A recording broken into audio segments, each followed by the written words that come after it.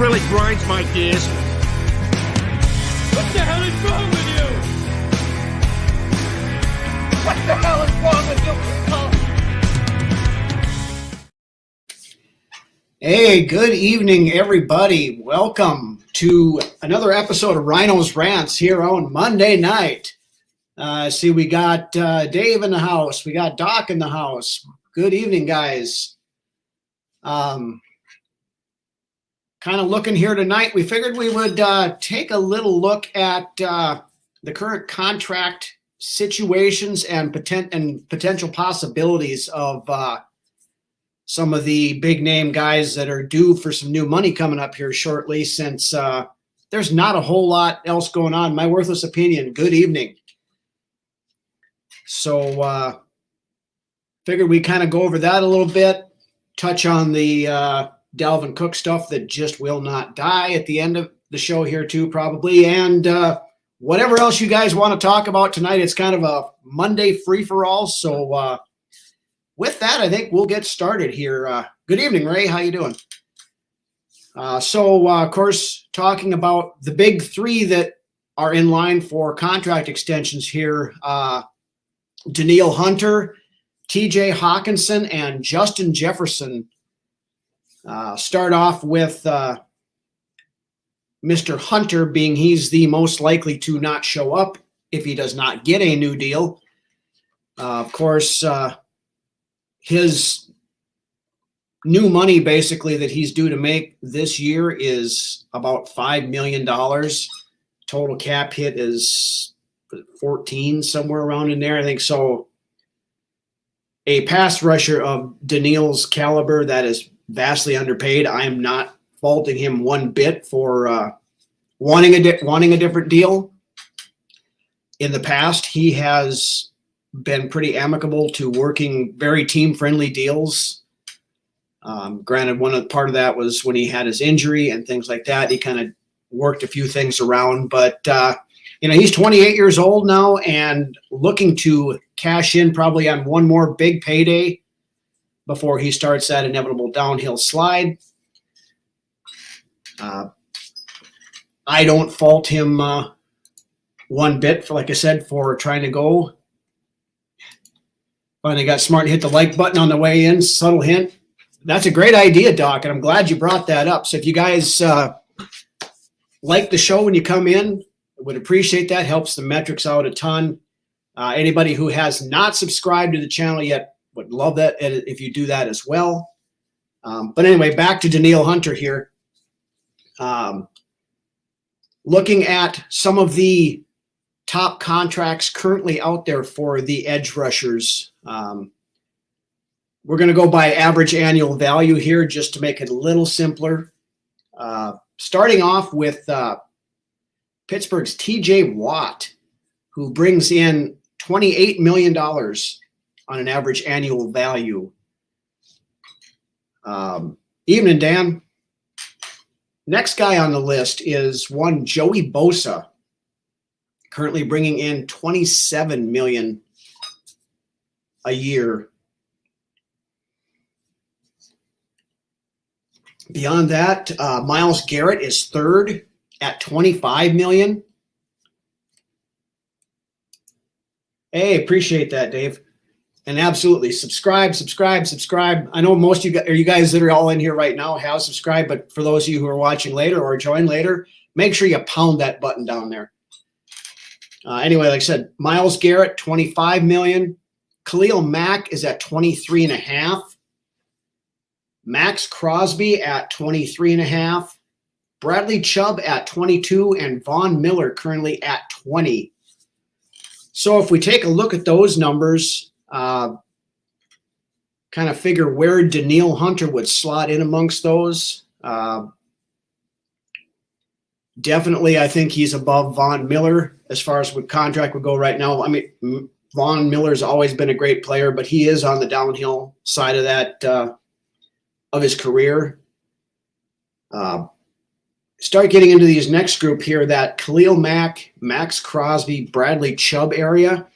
I think that's probably where Danielle is going to slot in, somewhere in that 22 to 24 range.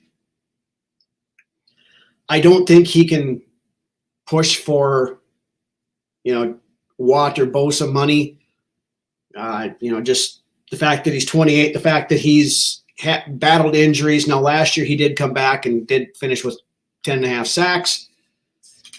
Did not really come on until the second half of the season. Skull for life. Good evening. Of course, we can look at the numbers from 2022, and there's not really a whole lot we can glean out of that just because of the way that Donashell ran that defense. We had Danielle Hunter dropping off in coverage, and when he should be a guy that's pinning his ears back and going after the quarterback as often as possible. I mean, granted, you are going to have him, moving around a little bit just to kind of mix things up a little bit, but more often than not, that was not the case last year. So I don't know what you guys think, but just kind of looking at the numbers, I would say Hunter probably is going to roll in that 23-ish range, maybe 24. That's quite a bit of money to come up with. Now, you would have to probably let Rob Brzezinski work his magic a little bit to keep this year's cap hit down. It's going to be signing bonuses and stretch things out to lower the cap number. But Hunter's been drastically underpaid most of his time here. Absolutely, Doc. Makeup deals are bad for the team, but he should get one. I think he deserves it. At least get him up into that, top 4 to 5 range anyway. Probably a 3-year deal, because at the end of the contract he's going to be 31, 32 years old. That I think is fair. Now, of course, here again, the Vikings would have to do a little salary cap finagling. The Dalvin Cook situation still hanging out there notwithstanding. You'd still do signing bonuses and things like that to lower the cap hit this year for sure anyway. But I don't know what you guys think. I mean, I think they need to make him happy. I think they need to 3-year deal. I'm guessing is fair. That's what I would go with, like a 3-year, $23 million a year, somewhere in there. I think he probably would take that and be okay with it. So, and Flores has made no secret that he wants Hunter, or wants to work with Hunter, wants Hunter on the team. So at this point in time, I don't know that they would get much, they wouldn't get anything for him if they decided to trade him compared to what they would have gotten for him earlier, I don't think. But I could be wrong on that, I guess. But I don't think the team wants to trade him. So we'll just kind of see what happens there, I guess. But I think Hunter is priority number 1 to get the contract redone. Then we'll move on to the second guy, one TJ Hawkinson. Of course, Hawkinson came in at the trade deadline last year and proceeded to pretty much blow the doors off of just about every other tight end in the league as far as pass catches and yardage. Wasn't up there quite as much on touchdowns. 3 years, 65 to 70 million on Hunter. I'd be okay with that, Dan. That's probably fair. But as far as Hawkinson goes, looking at the average annual value now for the top tight ends in the league, it's kind of some interesting numbers here. Darren Waller, now with the Giants, got a new deal. His average annual value is $17 million. I like Darren Waller, but I think that's a little high, to be honest with you, for what I would have paid for. What I would have paid for him. Especially when you look at these next two guys. George Kittle is getting $15 million a year. And Travis Kelce, who I don't think there's any argument that Travis Kelce is the best tight end in the NFL. He's getting $14.3 million. Then you look at Dallas Goedert in Philadelphia. He's getting $14.25. Mark Andrews with the Ravens is getting 14, and David Njoku in Cleveland is getting 13.7. So if you throw Hockenson into that mix, I mean, he's not going to get Darren Waller money, I don't believe, and I don't think I would pay him that. But you start looking at what Kittle and Kelce are currently getting in that 14 to 15 million. I think Hockenson slots right in that area. So probably looking at 15 million. Ken Williams, good evening. How you doing? Thank you for joining. Kittle and Kelce's deals have been out there for a little bit. So, of course, the price is inevitably going to go up. It does on everything else. But I think if you could Hockenson $54 million for 4 years, that might be a little bit low, Dan. I was thinking probably a 4-year deal at about 15, which would put it at 4 for 60. Maybe a 5-year deal if you could stretch it out that far. If you could lock him in for 5 years at $15 million a year, I think you do that. Lock in one of the better tight ends. I mean, he's still very young, 64 for 4. Might be the ballpark. I'd put him at 15 and a quarter.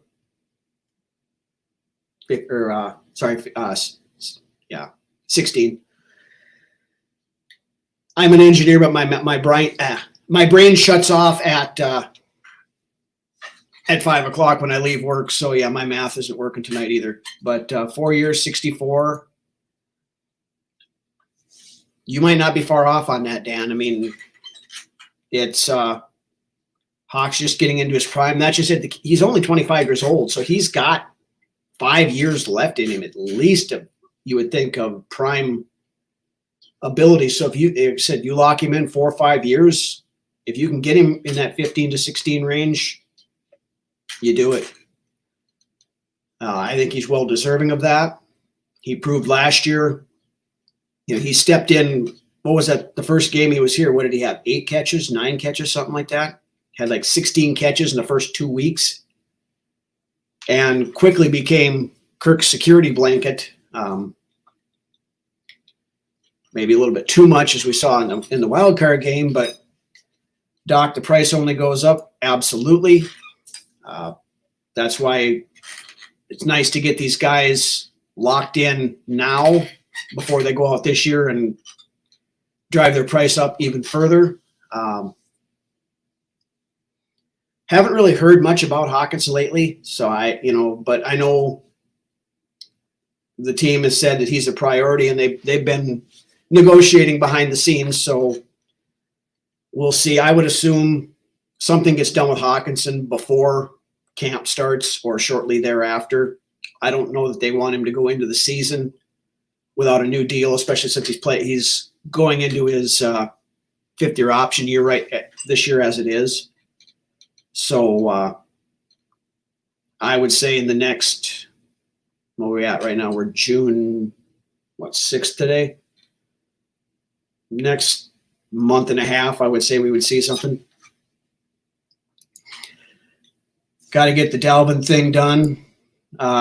Yeah, Ken, we're going to talk about Dalvin here in just a little bit, but I agree.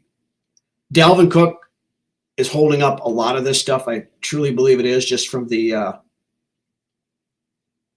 from the sake that we got to do something with this contract. We kind of need the money right now. So lock him in 5 next year. Is kind of a hometown guy out of Iowa. Grew up a Vikings fan. Absolutely he did. And I would love to have him here for the next 5 years, as long as they can swing it.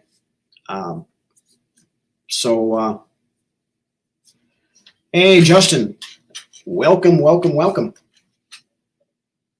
So anyway, that's kind of what I think. What I'm looking at on Hawkinson. My thought, that 4 to 5. I would do 5 if we could get 5 out of it, but definitely 4 and 15 to 16 mil a year. I think is probably where he's going to slot in. So we'll see what happens there.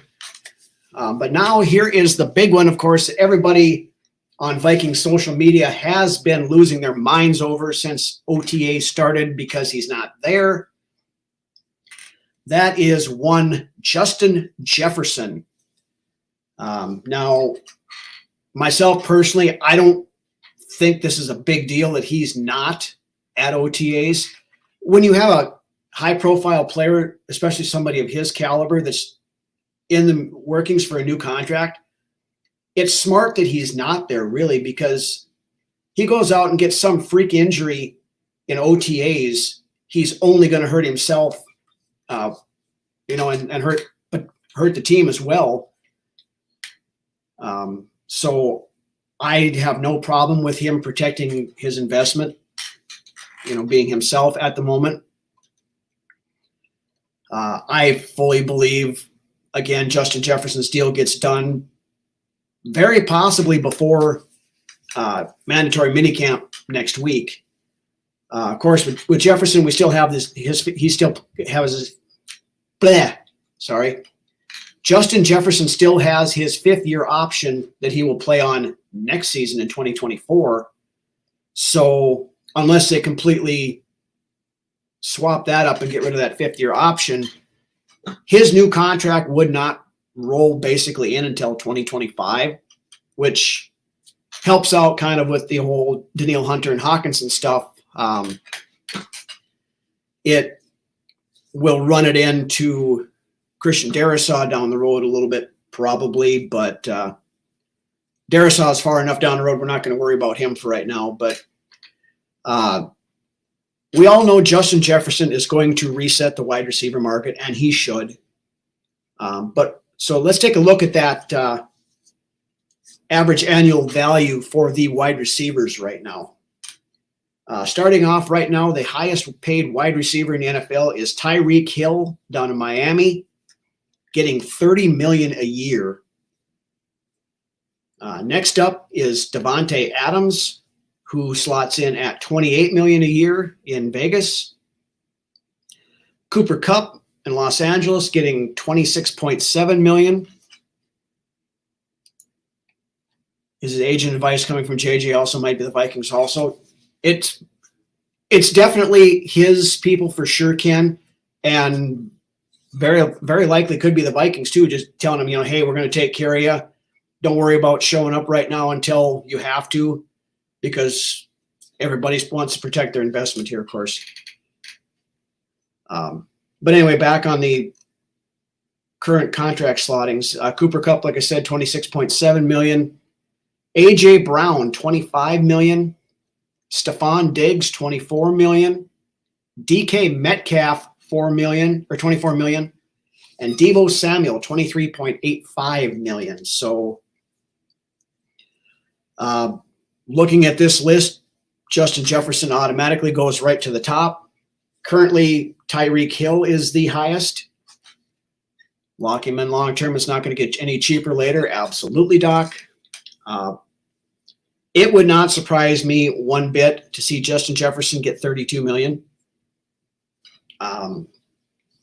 You might be able to get him a little bit less than that, so he's over the Tyreek Hill range, but it's not going to be much less than that because Justin Jefferson he's going to be the highest paid non-quarterback in the NFL. I think right now Aaron Donald is the highest paid. I think he's at 32. Dave says he can see $35 million for Jefferson. I wouldn't rule it out. I'm hoping we can get him for a little less than that.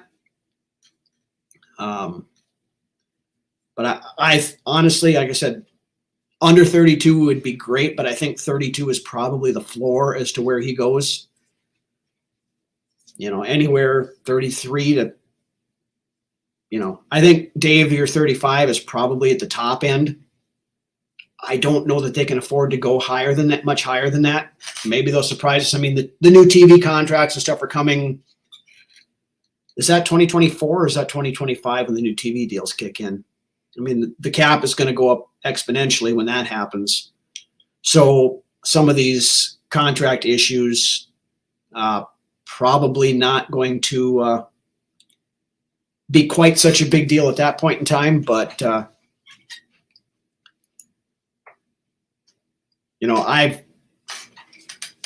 we got a bank on at least 32. I think 35, like Dave said, not out of the possibility. With Aaron Donald, if Aaron Donald's at 32 and he wants to be the highest paid non-quarterback, it's probably not 32. We're probably looking at 33. 32 is the minimum, but also see the possibility it's only 3 years, so he can bag again at 27, 28. I can very easily see his side pushing for that, Justin. Just being selfish on my side, I would like to get him into the 4 to 5 year contract if we can. Of course, in 4 to 5 years, 32 million or 33 million for a wide receiver probably will look cheap, and he would want a new deal at that point in time. Unless they can maybe they do a 4 to 5 year deal with all the more of the guarantees in the first 3. I don't know. I'm glad I'm not the one that has to figure this stuff out. That's why we have probably the best cap guy in the league, and Rob Brzezinski working on all this stuff. You'd like 10 years. He'll probably be. I don't know if he'll be productive for another 10 years, but definitely, I can see probably 6 to 7 years he'll still be at or above before he starts that inevitable decline down the other side, of course, barring he doesn't get hurt. But so we start looking right there, that just rough numbers. If we go on the low side, 32 for Jefferson, 16 for Hawkinson, that's 48, 22 for Hunter, 20, that's 60, 61 million for those 3 guys that we're going to have to come up with over the next few years here. So, good players aren't cheap, and they're going to have to be some tough decisions in the other stuff. But that's, kind of what's been biting us in the ass the last few years, is we didn't have these, quality young guys coming in that are going to be playing at the lower salaries. We've had to hold on to the Eric Kendrickses of the worlds and the Harrison Smiths of the worlds and those kind of guys for too long, because we didn't have people to fill in the void on the backside of it. Doc, just hand him a check and have him fill out. It's JJ.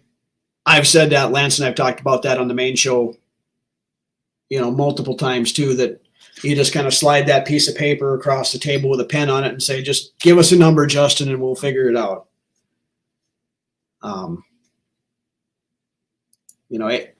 I don't foresee any situation where Justin Jefferson's not going to be a Viking for the foreseeable future.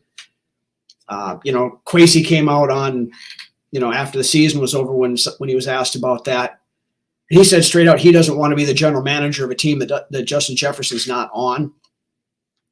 So they're going to get it done. It's just when I would say it could be as early as next week, so he's there for mandatory minicamp.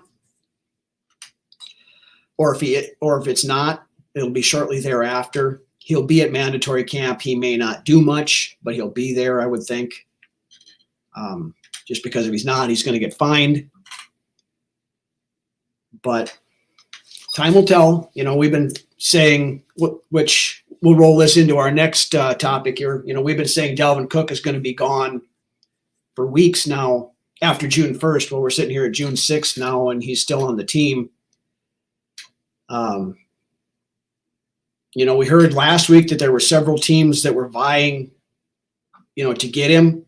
But now this week it sounds like okay, yeah, there's a bunch of teams interested, but they're waiting for Minnesota to just release him so they don't have to give up any draft capital. You know, it goes from, oh, the Vikings will not just release Dalvin Cook to well, they might. It's very likely that they're going to release Dalvin Cook. Oh, no, they might keep him around. You know, it's just back and forth and back and forth and back and forth. Heard an interesting rumor today. I don't know how much credence there is behind it, but that the Jets were, if Cook is released, the Jets would be very interested in bringing him in for at least a 1-year deal while Breece Hall still recovers from his ACL injury he had last year. Dalvin's probably still asking what the hell. Yeah. I mean, it's gone on long enough. They need to come up with a solution. But now on this Jets thing that I heard today, supposedly some Jets blogger or podcaster guy, I don't know how connected he is to the team or anything like that, but also said that Miami does not want anything to do with Dalvin Cook going to the Jets, which would be understandable. So if there is any truth to that rumor, it may poke Miami with the stick a little bit more to possibly make a deal with us. Right now, I mean, I don't care what. I know they want like a mid-round pick for him, a 4th round or something like that. But at this point in time, if you can even get like a 6th round pick for him, just so you get something instead of just cutting bait and having nothing to show for it. You know, it's the same kind of deal as the excuse me, as the Zadarius Smith deal a couple weeks ago. Get something if you can. Now, on that note, there's also a rumor type deal that came out. Albert Breer from ESPN had said this here in the last couple of days, that the Vikings and Dolphins almost had a deal done back in March for Cook, but for some reason it fell through. Nothing was said as to why it fell through, whether it was a hang-up on the money, trade compensation, because Cook couldn't pass his physical at that point in time. We don't know. You know, I know, Justin, you mentioned this on Twitter today. If the trade fell through because the Vikings tried to squeeze too much out of the Dolphins, probably not a great look, especially what we're trying to deal with now. If it was some other reason, it is what it is. I don't know that we will ever find out the reason why it didn't happen back then, but you know, if it happens, if we can get something done now, it's gonna have to happen pretty soon so we can get these other contracts done.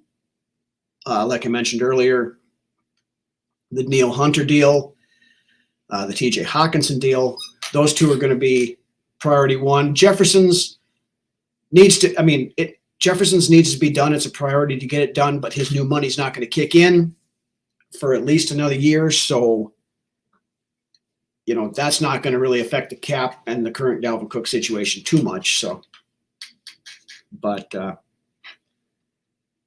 I just want this Dalvin Cook thing to be done with, because it's kind of dragging on and getting old. I mean, I want something new to talk about rather than talking about Dalvin Cook every week. This is bordering back onto the let's argue about Kirk Cousins stuff week after week after week, which an extra $2 million we trade versus cut would be okay with a ham sandwich and a bag of footballs.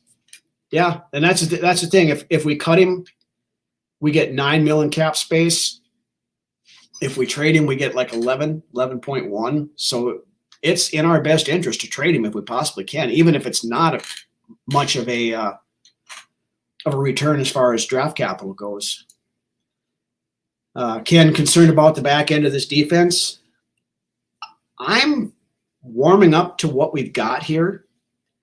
I think, you know, the initial reports out of OTAs are positive. Caleb Evans has looked very good. Andrew Booth has flashed a few times. I think, a lot of this, they're going to run a lot of that probably when they go into the nickel. It's going to be a 3 safety or, hybrid, because you've got both Ward and Bynum, who are former cornerbacks. I think those two are going to play a lot of slot, to be honest with you, this year. Murphy can kick inside as well. So if they have Murphy inside, you'll put Booth and Evans probably on the outside. You got Mekhi Blackman, who I think is going to push for playing time early and often. So you're going to mix him on the outside. You've got the kid we picked up from Baltimore, or not from Baltimore, from New England, Jawan Jones, is it? Or he's a rotational guy. The safeties, Hitman is the Hitman. Lewis Seen has been looking very good, the way it sounds. A couple of the guys came out and said that if he doesn't even look like he was ever hurt. He's flying around. He's doing that, doing this, doing everything that's asked of him. Ward has looked pretty good. Josh Metellus has looked very good from what the reports have been coming out from several of the media guys who watch. So the team likes Metellus. I mean, they made him a captain last year, so backup and special teams guy getting a captain's C on his jersey, that says something about what the team thinks of him. So JJ should get a big chunk of money this year, but a small portion be on the books. JJ's wouldn't go on the books this year, Dan, I think, because he's still playing on year 4. So he's still under his rookie deal for this year. Now they might be able to pull a little bit forward into a signing bonus, or I'm guessing. Now that all depends on how much they have to spend on Hunter and Hawkinson, I think, before you would worry about dragging anything into the current year. But again, we've got $9 million and change, I believe, right now in cap space. We release Dalvin Cook, we get another 9. Trade him, we get 11. And we still have that break glass in case of emergency deal of being able to restructure Brian O'Neill's contract at any point in time that we so choose to as well. So they'll make it work one way or the other. But like I said, we need to get the Dalvin Cook thing resolved. It's got to get done because he's not going to show up for mandatory camp. We know that. I would be surprised if he did, if he's still on the team next week. I guess it's possible they could hold on to him until camp and hope that somebody else's running back goes down with an injury. I don't know that that's the best plan of action, but you might get more compensation that way. But it's going to be a distraction until it's done. And this team doesn't need that. We need to be focusing on the guys that are there. We need to focus on making the players that we want to have around here, making those guys happy, making sure they're well compensated, and work on this defense, which by all accounts, Flores has them flying all over the field and looking very good compared to last year. So that's positive. I mean, as good as you can look in shorts and a helmet anyway. He will show up and not see the field. If he's still on the roster, Dave, I agree. I mean, same thing with Jefferson. If he's doesn't have his extension by then, he'll be there just to be there, but he won't practice. Maybe catch some balls on the sidelines or something like that. But like I said, I just hope it's done before then. So I don't know. We'll see. But anyway, that's about all I've got for tonight. No more Ed the Turd. Yeah, Donashell should have been gone after about week 12 last year, but we kept him around. But he's gone now. It's over and done with. We have Flores in here. no more looking back. We look forward. And I said this the other day. I fully expect that just having Flores as the defensive coordinator versus Donatel is good for probably 7 to 8 spots in the defensive rankings. Just, as aggressive as he's going to be, yeah, they're going to make some mistakes, but I think some of that aggressiveness is going to make up for deficiencies elsewhere. So I'm excited. Training camp starts in a little over a month, month and a half, something like that. So, not a whole lot going to be going on now other than getting Dalvin Cook taken care of, getting some contracts here and stuff. But we'll keep going with the Vikings info and coming up with some stuff for you guys as we go through the offseason. So I want to thank everybody for sticking with us. Of course, remember on Wednesday, Brunswick's Best, a new episode takes a look at the best players in Vikings history to wear number 11. A couple of legends there. And Lance always has some good information on that. So make sure you check in and stay tuned for that. And then Friday, we have our regular studio show. And as it sits right now, we are planning on having a special guest, couple actually. We've just getting logistics done, but we're hoping to have former Vikings defensive end Mark Mulaney and also his brother Ryan Mulaney on the show this week. Been talking back and forth with Ryan. He's a football guy in his own right, runs a camp out in Colorado. They work with some guys like Calais Campbell and a few other guys. So we'll get some of his thoughts on his camp and things like that. Excited to talk to Mark, see what, his thoughts are on the current situation with the Vikings. Hopefully get some stories, of the days when he played with the Purple People Eaters and, of course, with playing under Coach Grant. So we're hoping we get that finalized. That's the plan, is to have those guys on Friday. So make sure you stay tuned for that. Make sure you hit that little bell down there so you get notified, so you don't forget the show. We're getting planned on that. We're going to record that here middle of the week. But beyond that, again, want to thank everybody for coming.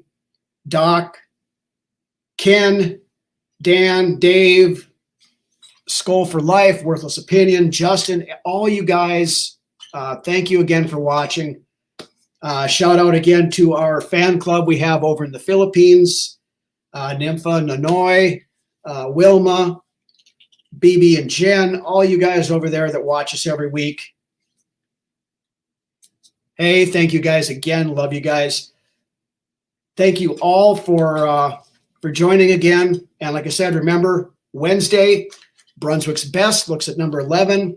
And Friday, the studio show with the Mulaney brothers. So make sure you tune in. And also tomorrow night, Under the Lights, I will be on with Justin and Dave. So make sure you tune in over there too and check it out. And I'm sure we always have some good discussions back and forth on that. So make sure you tune in for that as well. So with that, you guys have a great evening, and we will see you later.